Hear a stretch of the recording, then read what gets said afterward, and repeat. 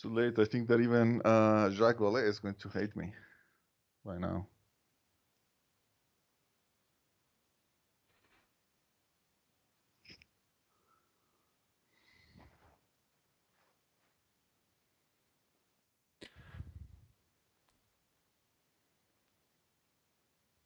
There we are.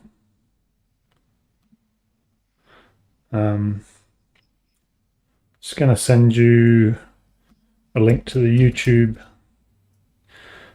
For anyone that watches this after the fact, this is a test. This is why we are just rambling. All right.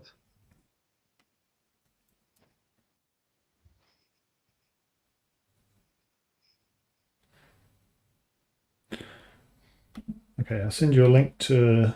Oh, that's what I need to do. Sorry. Before we went live, I should have actually added you to the live stream. Whoops. First times and all that. Mm-hmm.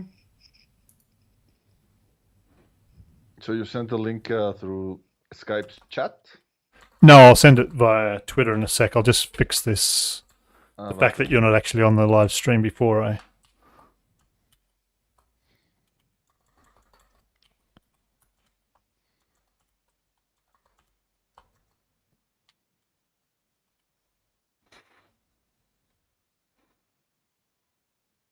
Not only am I running Windows, which I'm not used to, I'm also have my Mac laptop here, so I keep moving the mouse on the wrong thing because I'm using two different computers at the same time.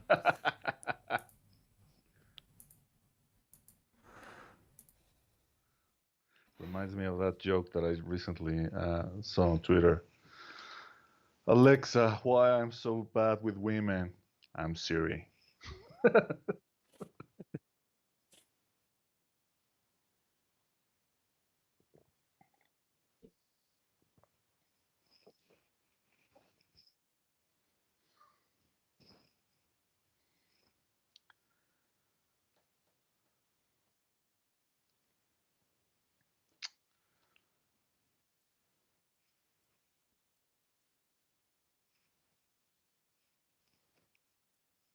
It's all very professional.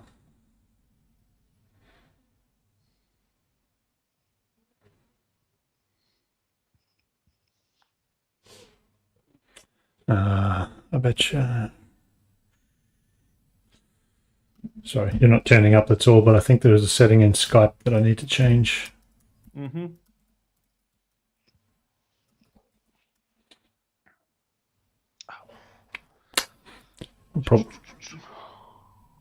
I think I'm going to have to terminate this call and set it up and then get back to you. Okay.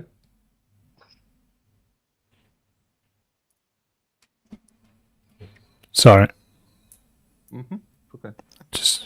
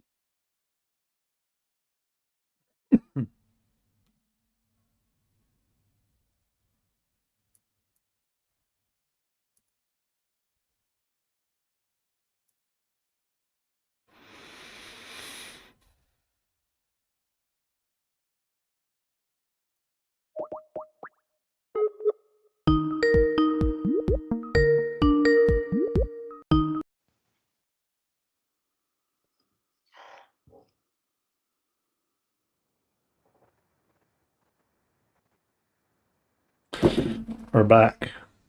Mm-hmm. You're using your son's computer, I take it. Yeah. So there's no camera on this one.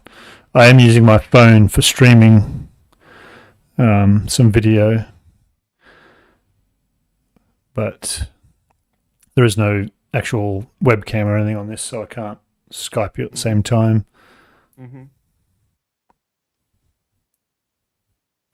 Let's see if I can add you now.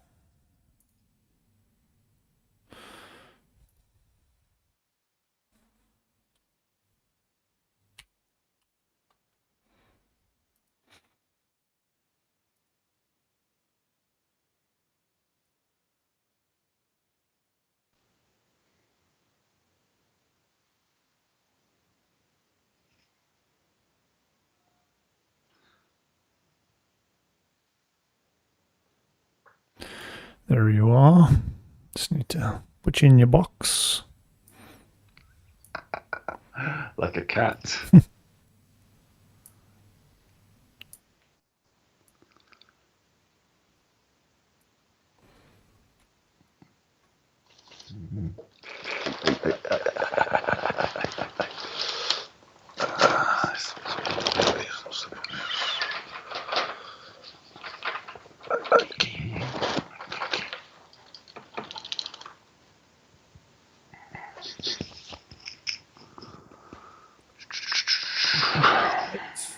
Now I'll send you a link.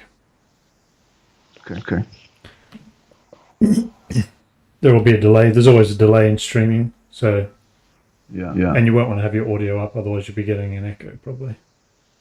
But just showing you basically what people will see when we stream. I don't see the link. Yeah, I'm just sending it now. Oh, okay, now it's okay. So I'll open it.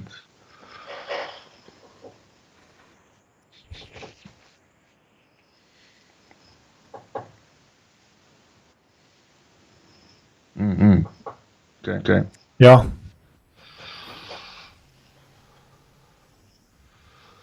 Can you see that okay at your end? Yeah.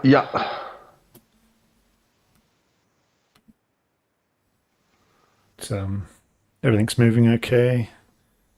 Yeah, there's a delay. There's always going to be a delay. It's just part of the whole transcoding and all that sort of stuff. It can vary between 2 and 25 seconds depending on how fast you can do the video. So I'm playing with that because it'd be good to have as low latency as possible. So that if people ask questions in the sidebar, you can answer them fairly quickly rather than wait 25 seconds.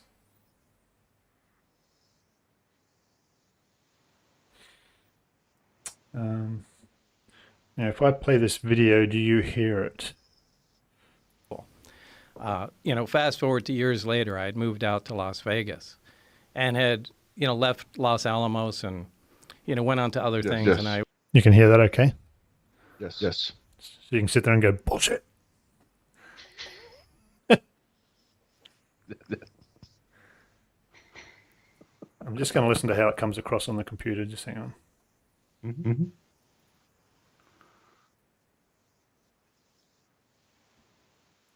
I'm probably gonna need to buy some kind of lamp or It was too quick. something. Latency was too low, I which wanted is good. to get back into the scientific community. I left to start other businesses and that sort of thing. I'm talking over the top of Bob I Lazar sent at the moment, resumes out, and just one of to them test went the out audio. to Teller.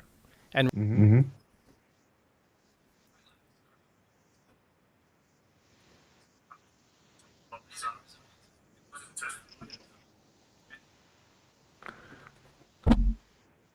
Yeah, that's pretty good volume.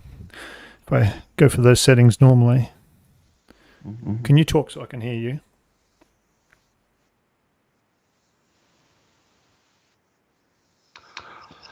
Okay, yeah, I'm gonna talk for a bit. Say how Paul Lazar is an asshole.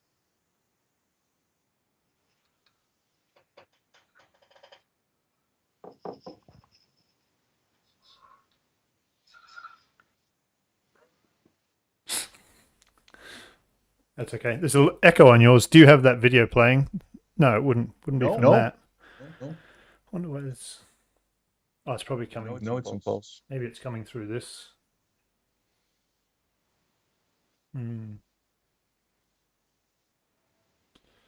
something to look into. But, maybe let people know, see if anybody wants to watch, just so we can check on how they're seeing it.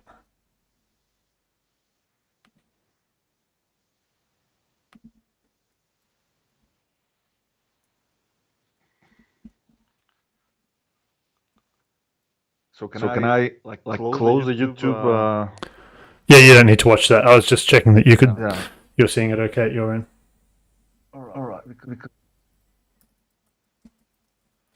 Because it's annoying as hell. The lag.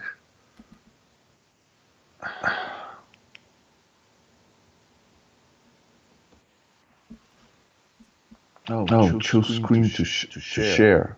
Desktop window. Do I need to do this? No. Cancel.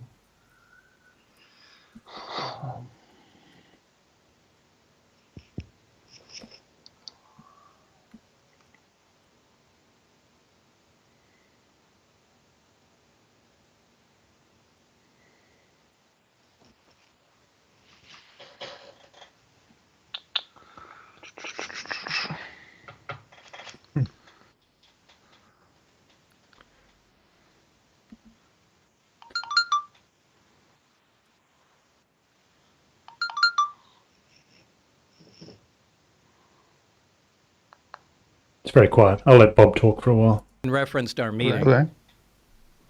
Back in the day, and anyway, he remembered me, and gave me a reference, somebody to contact at EG&G, and that's pretty much how it started. So you get a phone call or Definitely a letter? Like, what do you get? Some kind of lamp. Sorry. Well, I got a.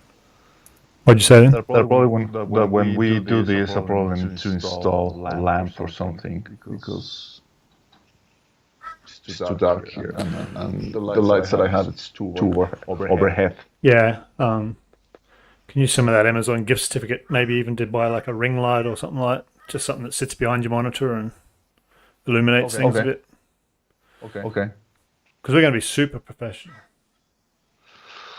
Well then, yeah. Also, yeah, probably check. I never did check options for standing microphone. Yeah, you can get them reasonably cheap. I mean, if we start streaming and things work well, then Yeah. I mean, I don't want the thing that, for example, right now, Lazar is using. You know, I don't want any one of those big arms. I want just something like can be put on the desk. yeah.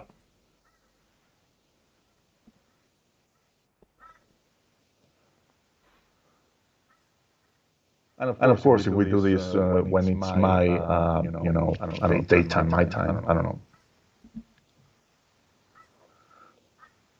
Although probably it will be better for us to stream it around this time, for. Yeah, it might vary a bit depending whether if we talk to people from the UK or. Yeah, that's true.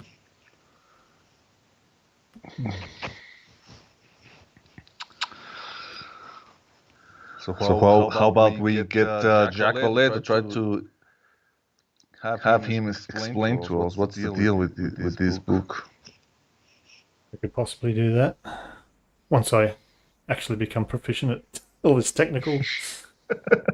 Well, the book is out in June 1st. What about his other self-titled book?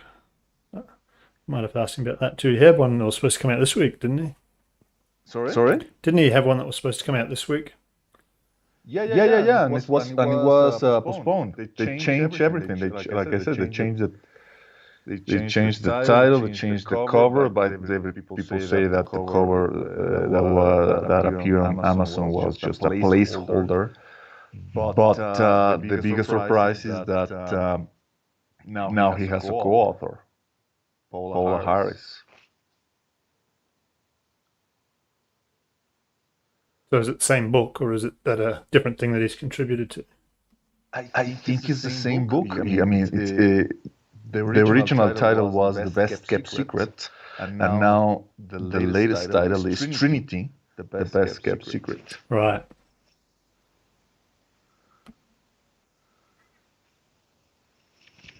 And it's weird.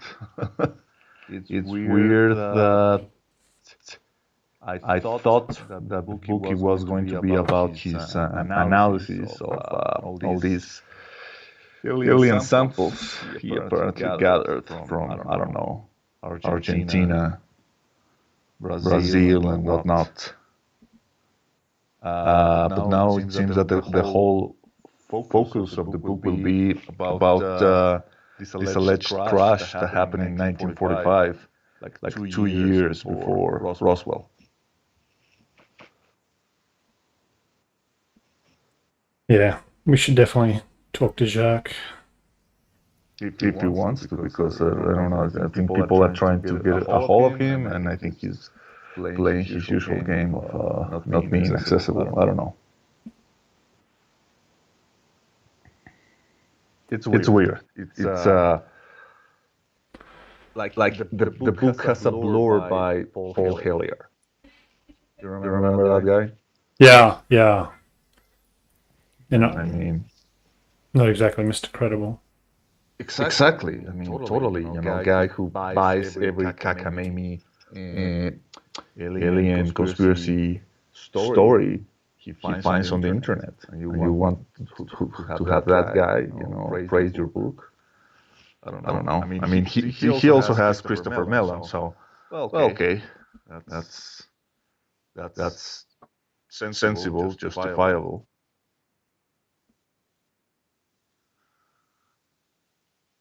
So yeah, a lot of questions. I don't know, is this the same place that Tyler took Dr. Bazooka in the thing that she mentions in her book American Cosmic?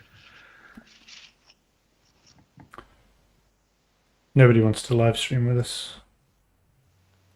Oh, it's Beth. You want me to maybe add it to your account.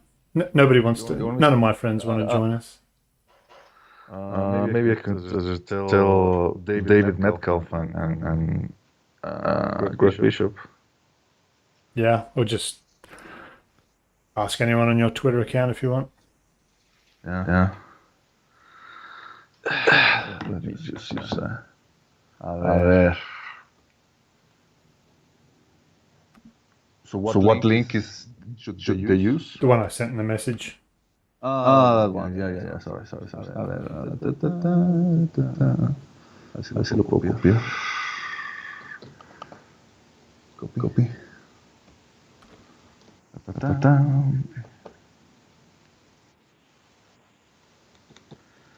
Yeah.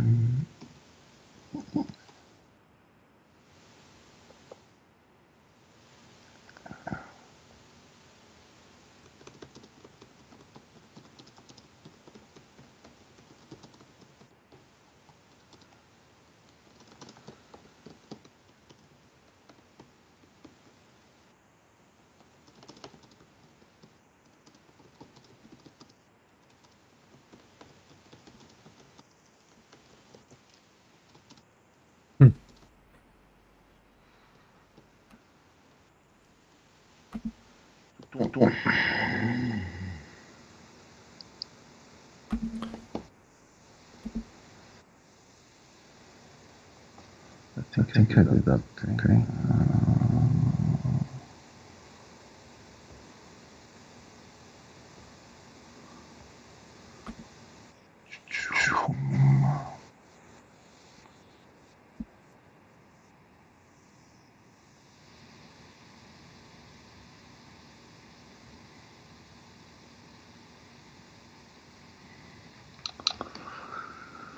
Mm-hmm.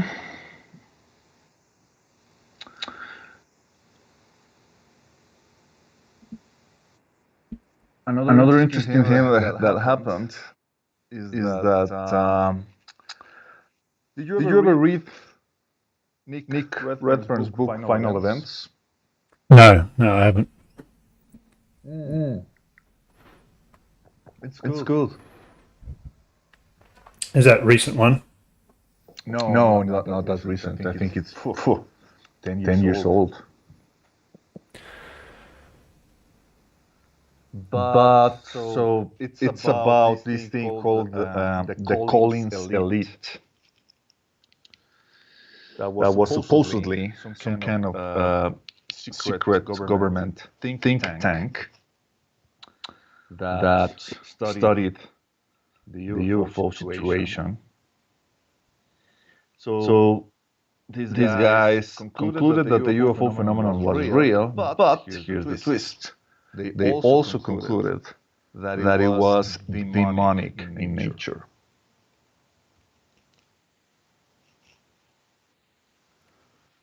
Was it a government organization? Wasn't it was more of a like I said, a consultant think tank group. I don't know. I guess like something like the Rand Corporation, doing a study for the government. Demonic UFOs, hey? Yeah. And well, remember what Lou Elizondo has said in a few occasions that one of the reasons why he got a lot of resistance in the Pentagon is because some people in the military brass aware of the idea that UFOs are demons.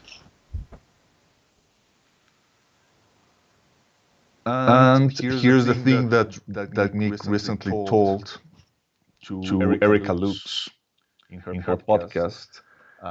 Nick confirmed that not long after his book was released, he was contacted by none other than Kit Green and Hal Puthoff. And they asked him to, if they could go visit him because they wanted to ask him a few questions. So one of them drove to Nick's house. Puthoff. The other one flew in. And I don't know how many hours they talked because they were very interested in learning more about the Collins elite. So at least those guys probably believe that indeed there was such a group, such a study at one point, and they were trying to get more information about it because they were kind of like bothered that they weren't in the loop. Does it touch on Keel's work at all, or?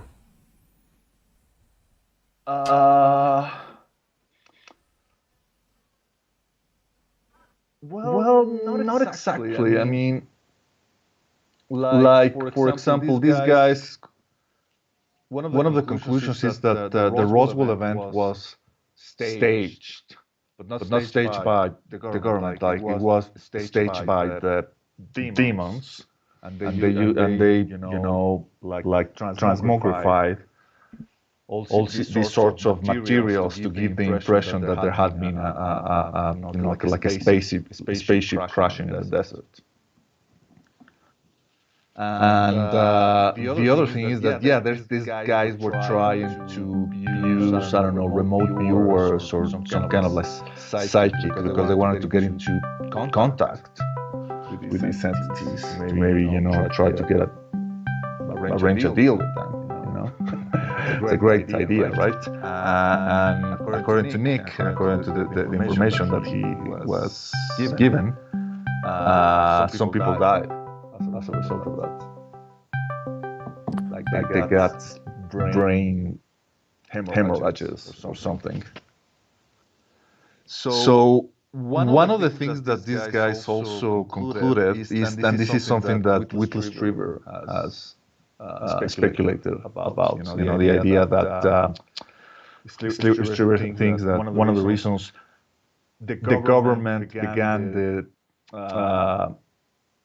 denial of UFOs, saying no, UFOs are bullshit, is because the more people believe in UFOs, the easier it is for these entities to enter into our reality, right? And these guys also believe that. And they also believe that maybe one of the reasons the United States, one of the things that they could use in order to defend themselves is to try to make the U.S. a sort of modern theocracy. Like in The Handmaid's Tale, the Republic of Gilead, something like that. Make America even more fundamentalists, more religious. So now they try to shield themselves from these demonic intrusions. Mm-hmm. Sorry. So obviously, it's not that Nick believes any of this, but it's obvious that I think it's safe to say that somebody in the government does believe in it.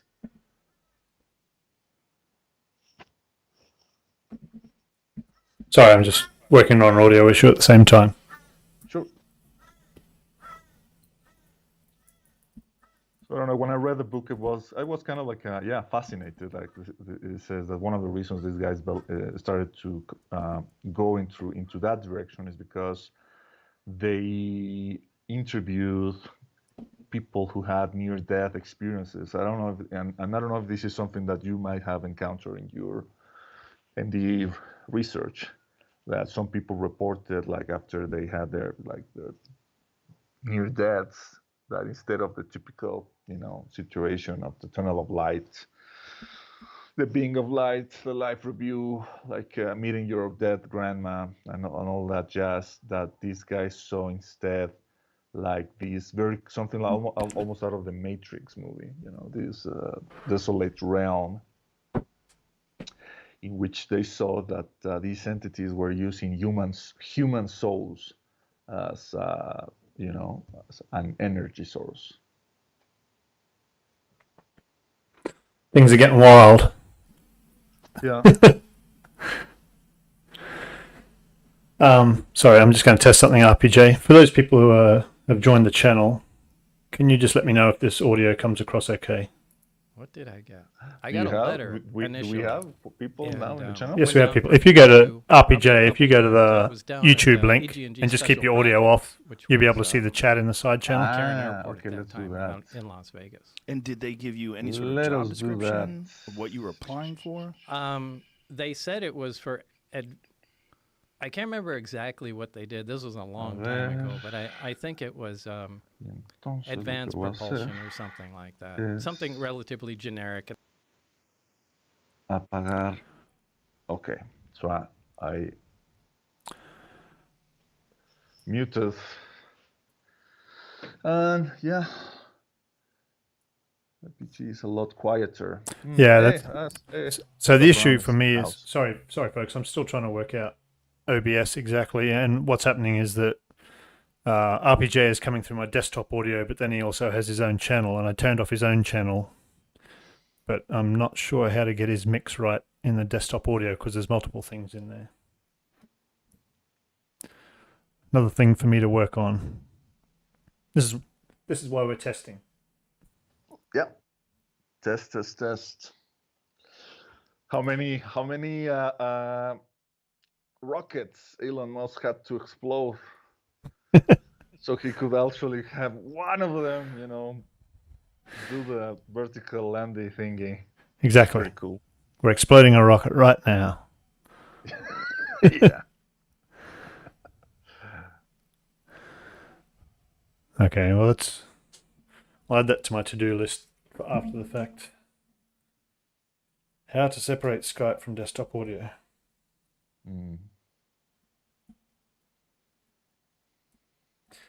So for those tuned in, what our plan is basically have a chat, me, RPJ, maybe someone else, and either just chat amongst ourselves or, as we're showing here, just watch a video and comment on it. We won't play too much of Bob Lazar because RPJ might go off. Yeah, blow a casket. We might have to bleep him. Yeah, exactly. Can you see the chat now, RPG? Yes, I can see the chat. Matthew Malak saying sounds good. I don't know. Is there a way that one can get the chat texts without seeing the? I think you can. I think you can actually drag it out onto your desktop, possibly if you have seen, or click on the dots, pop out chat. Vamos a ver. Click on the 3 vertical dots to the right. Chat. Try that, maybe. Yeah. So if I go and close this thing, did that? Okay, yeah. So I still have this, and now I can see. Now that will be way better. Yeah, so at the moment we're just trying to run through OBS, which is software which a lot of people use. I do have a mixing board. I'd rather not get a whole setup external for now, but yeah, maybe we come to that. I'm sure there'll be a way of separating Skype from the desktop audio. I just need to look into it. Again, we haven't done this before, so we've just been experimenting a little bit.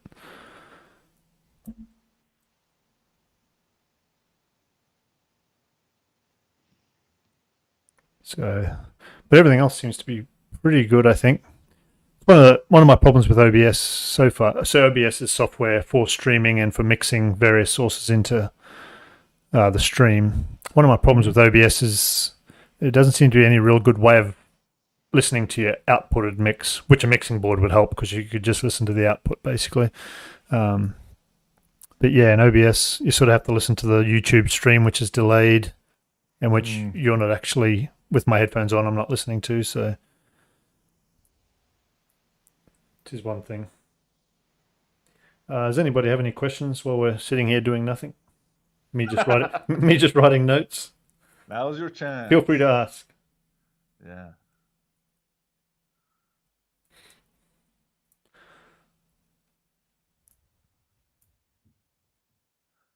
And if there is a delay in us answering, it's because there's a bit of latency between us actually talking now and when it's popping up on YouTube. So it can vary from a few seconds to a lot, but yeah, Mexico and Australia don't necessarily have the best internet service providers. no, we can't all be people in the United States on their super fast connections. Comment on Valle's upcoming book. Well, you missed that. RPJ was just talking about that before. Yeah, you missed the screaming, Scott. You missed oh my God, what's going on here?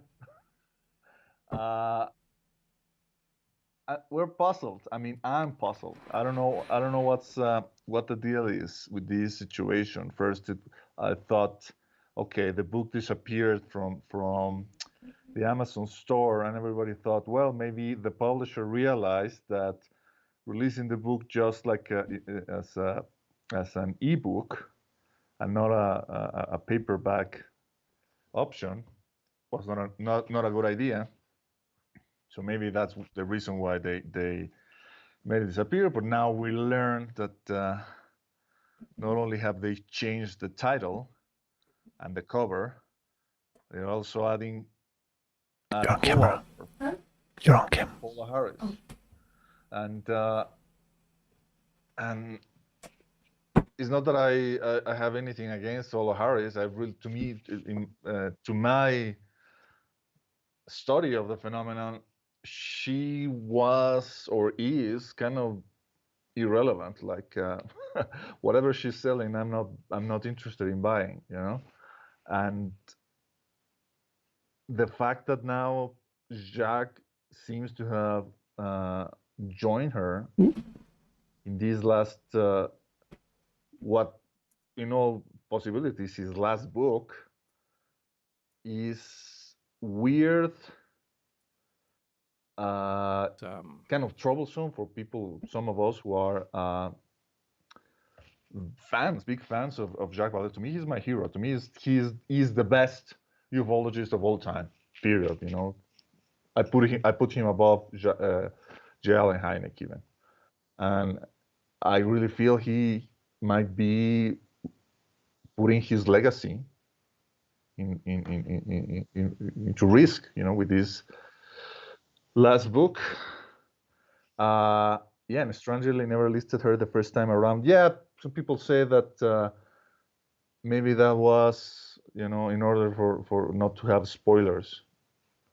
Or maybe this is something that was, I think some people have said that this new witness that apparently surfaced this third witness to this alleged saucer crash event, maybe he or she demanded Paula to be given due credit in the book. That doesn't sound unreasonable. And the other thing is that at first, when Vallée first announced the book, I think he announced it first on Joe Rogan's podcast. I think that was February, guys. Correct me if I'm wrong. I thought that the book was going to be mainly about his work with Gary Nolan, about analyzing these alleged alien metal samples that they have gathered from Brazil, Argentina, whatever. And now it seems that the book is almost, it feels like a validation or a vindication of Philip Corso. You know what I mean?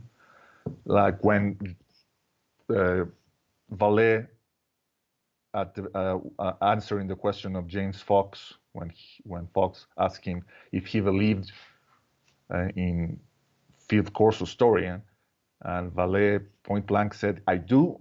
That was a bit of a shocker for me, because I have read Vallée's Forbidden Science, volume 1 through 4, and in the fourth one is when he recalls his meetings with Corso when he was, aligned with MITS, with Bigelow's organization.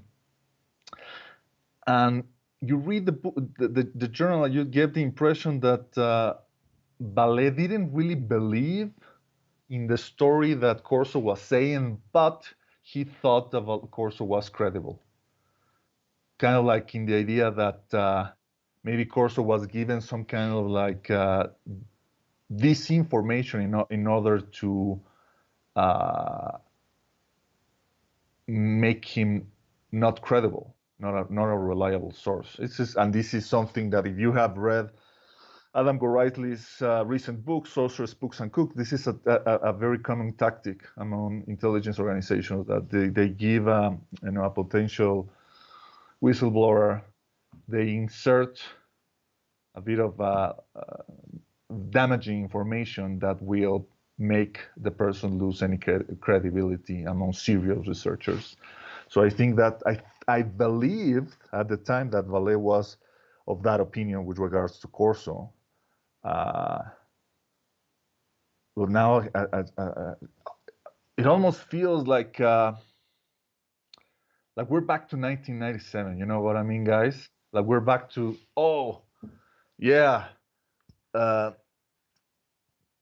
crashed saucers in the deserts of New Mexico in the 1940s. Yeah. Oh, RBJ's hair is doing some weird things to the background. Oh yeah, I'm using this lame this option of using an artificial background that Skype has. We'll probably won't use that because it doesn't seem to be a good option. RPJ is just hiding his mansion. He doesn't want people to see the chandeliers and everything. Exactly. For what it's worth, on the Vallée thing, I haven't, as I published a couple of his books, but I haven't actually spoken to Jacques about the new book. I didn't even know about it until recently, actually. So I haven't spoken to him, but I've been talking to RPJ. Maybe once we get this live streaming set up properly, we might see if we can get him on and people can ask him questions in the chat and we can talk to him about, I mean, there's a lot to talk about. We could talk for a long time. Yeah, obviously. All these new things and also interesting, the book, if the book does come out on June 1st, it might coincide with the release of this highly anticipated UAP task force report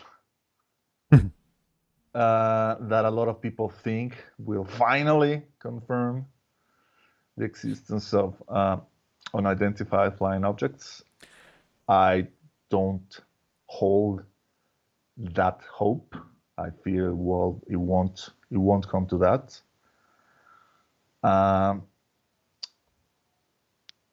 but the fact that everything, all of these seems to be chained together, it seems. Yeah, everything's sort of happening. Yeah, it seems engineered. Pushing one way, it does a lot of it. Yeah, the news about this government watchdog conducting a review of the Pentagon's role with regards to the UAP situation. And one day later, Christopher Mellon goes to appears on Joe Rogan's podcast. Interesting. And now the book, Valle's book, gets delayed. And now, look, it's gonna be all about the same type of saucer crash that Diana Pasulka talked about in her book American Cosmic. And do you remember how long that book took to be released by Oxford Press? It suffered a lot of delays. So I don't know what the deal is. Maybe it's just in my imagination. Maybe I'm connecting the dots too hard. Hi Scott, is this a bit better volume now?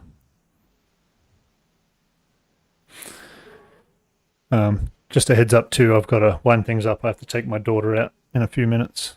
So okay. We're just doing a quick test today, but hopefully we do a longer one once we've got all these kinks worked out. Yeah. Yeah, and Scott, you will be one of the people we will love to have to join us and have in one of these streaming thingies, for sure.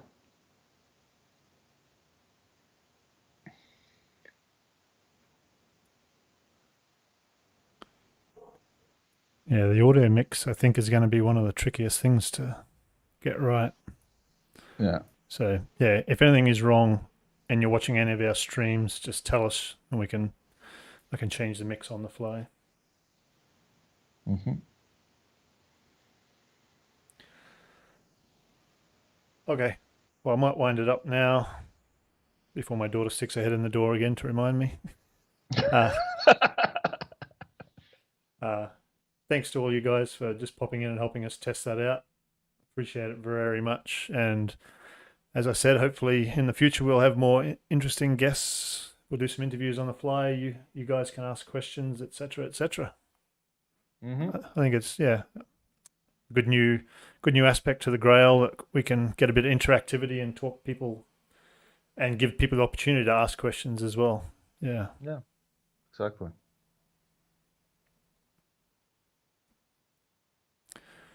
Cool. Okay. Well, signing off for now. Mm-hmm. See you next time, folks. Adios from Mexico. From the Mexican mansion. I got to figure out how to turn it off now.